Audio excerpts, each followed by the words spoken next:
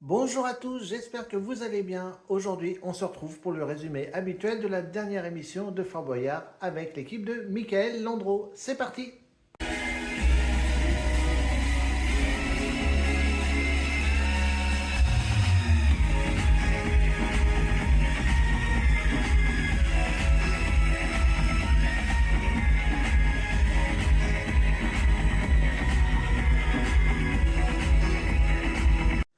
Ah, il va y en avoir des choses à dire sur cette émission. Il y a des coups de cœur et il y a un petit coup de gueule aussi. Donc on verra ça dans le résumé. Mais avant toute chose, je vous fais un petit rappel. Donc je vous l'ai mis en poste il y a quelques jours. Exceptionnellement, la semaine prochaine, je ne vous ferai pas de résumé de la dernière émission puisque samedi prochain, je me rends au parc Bagatelle, donc pour les 70 ans du parc. Donc du coup, je verrai l'émission que le dimanche et après, je m'occuperai des montages justement de Bagatelle. Donc pour vous montrer un petit peu cette journée et cette soirée spéciale, hein, puisque exceptionnellement le parc va fermer à 22 heures avec un feu d'artifice pour fêter les 70 ans du parc. Donc du coup j'aurai sûrement pas mal de montage à faire sur cette journée. Donc du coup Fort Boyard passera un petit peu à côté. Même moi si je regarderai l'émission, mais du coup je privilégierai plutôt des vidéos de bagatelles. Donc exceptionnellement, pas de résumé de Fort Boyard la semaine prochaine. Donc on va commencer le résumé et comme d'habitude on va voir la composition de l'équipe. Alors nous avions le capitaine Michael Landreau, donc ancien footballeur. Lucie Bernardoni, donc chanteuse et coach à la Star Academy. Également Karima Charny, également à la Star Academy, donc co-animatrice. Ensuite, nous avions Aurore Delplace, donc comédienne dans Un si grand soleil. Norbert Tarrer, donc cuisinier. Et enfin, Jean-Baptiste Marteau, donc journaliste à France 2. Et il jouait pour l'association Grégory Le Marchal. Donc on va regarder qu'est-ce qui s'est passé dans cette émission. Alors, on commence comme d'habitude avec l'ascension du fort, donc pour aller jusqu'à la vigie, répondre à l'énigme du père Fouras pour pouvoir ouvrir les portes du fort. Et c'est Norbert qui s'y est rendu. Bon, c'était non sans mal, hein, il commençait un petit peu à tirer sur les jambes. Et il a mis en tout, entre l'ascension et répondre à l'énigme, d'ailleurs c'est un peu laborieux pour répondre à cette énigme, il a mis en tout 3 minutes 40.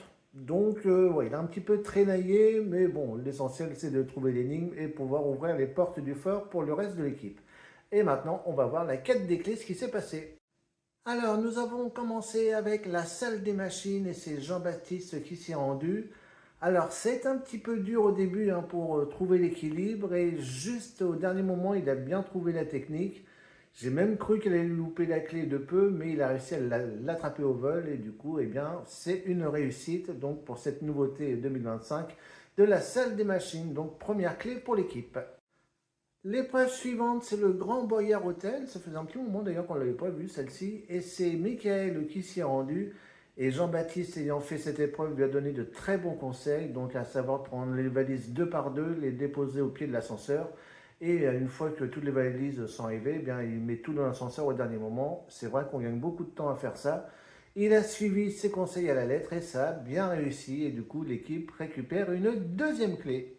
Et là, on arrive sur le petit coup de gueule de l'émission, la ketchuperie avec Lucie. Je n'ai honnêtement rien à reprocher à Lucie parce qu'elle s'est franchement bien débrouillée, elle a fait un aller-retour nickel. Sauf que, bah voilà, ils lui ont mis des bâtons dans les roues. Alors, je n'ai rien contre qu'il les complique un petit peu en faisant couler un peu de ketchup sur les parois. Disons, une fois, ça passe. Sauf que là, ils ont vraiment insisté très lourdement sur cette émission, je trouve. C'est-à-dire que comme ils voyaient qu'elle se débrouillait bien, ils ont vraiment, c'était en continu, c'est qu'ils arrêtaient même plus. C'était devenu juste impossible de faire cette épreuve. Donc, qui complique un peu la tâche, je veux bien. Faut pas non plus que ça devienne impossible. Là, ce soir, pour moi, l'épreuve était irréalisable, tout simplement. Donc, vous l'avez compris, c'est un échec. Mais en tout cas, comme je l'ai dit, je n'ai aucun reproche à faire à Lucie parce que franchement, elle ne pouvait rien faire. C'était tout simplement impossible à réaliser cette épreuve dans les conditions qu'elle l'a vécues. Ensuite, le cercle des anciens s'est réuni donc pour accueillir un personnage. En l'occurrence, là, c'était un nouveau personnage. Enfin, nouveau, oui et non, puisque c'était un personnage de Boyarland, même si c'est pas le même acteur. Il s'agissait de Passe Nulle Part.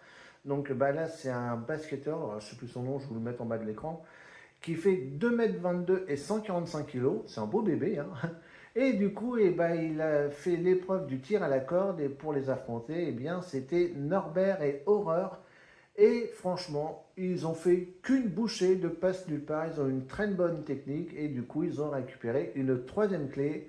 Donc, bah, ils passent peut-être nulle part, mais en tout cas, l'équipe a réussi à bien récupérer une clé. Donc, bravo pour cette belle performance parce que franchement, ils avaient un gros bébé devant eux. L'épreuve suivante, c'est le flipper et c'est Michael et Karima qui s'y sont rendus. Bon, bah, le flipper, fidèle à lui-même, hein, comme je vous l'avais déjà dit sur les résumés de l'année dernière, pour moi cette épreuve est devenue trop facile. D'ailleurs, je ne vois aucune utilité d'envoyer deux candidats dans cette épreuve, puisque Karima a juste été spectatrice hein, dans cette épreuve. Michael a fait tout le travail, comme d'habitude, bah, ils se sont bien mis à gauche, ils se sont aidés des parois. Et puis bah, les petites prises hein, qu'il y a sur le flipper aident vraiment facilement la réussite de cette épreuve.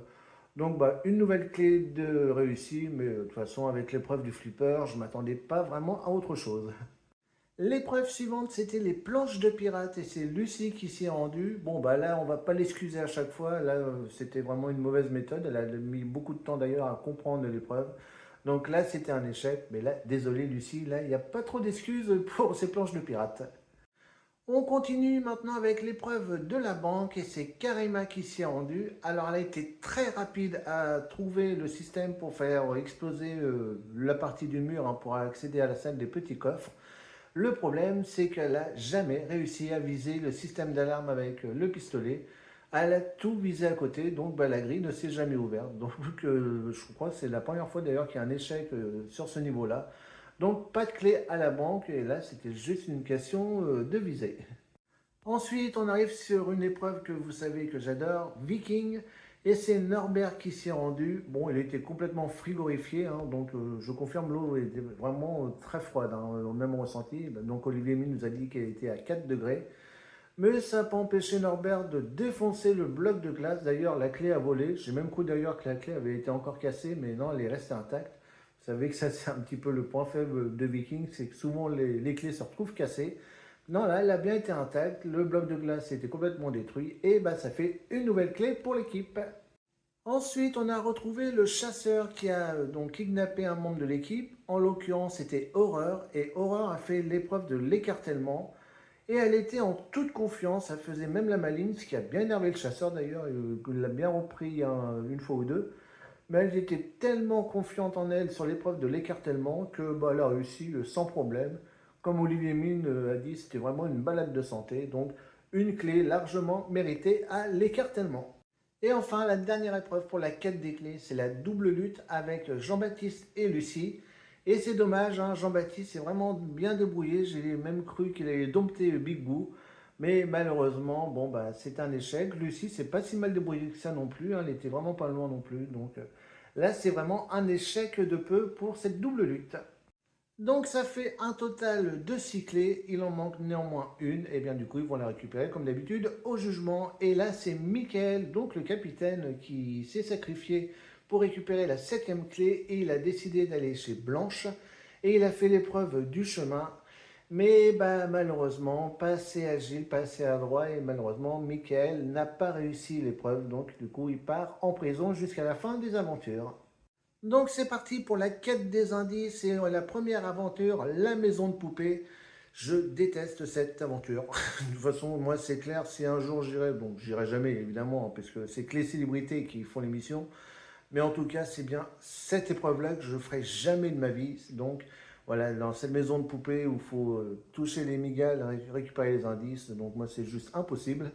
En tout cas, Lucie s'y est rendue et elle s'est bien attrapée de la quête des clés où elle a tout foiré. Et bien là, elle a pris son courage à deux mains. Elle a réussi à récupérer les deux parties du code et du coup, ça fait un premier indice pour l'équipe. Donc bravo Lucie dans cette maison de poupée parce que moi, je n'aurais même pas rentré dans la maison de poupée. Donc voilà, bravo Lucie en tout cas pour cette belle performance. Et je vous ai dit en début de résumé, il y avait un coup de cœur et un coup de gueule. Donc le coup de gueule il est passé. Le coup de cœur, c'est maintenant, c'est avec Karima au saut de l'ange.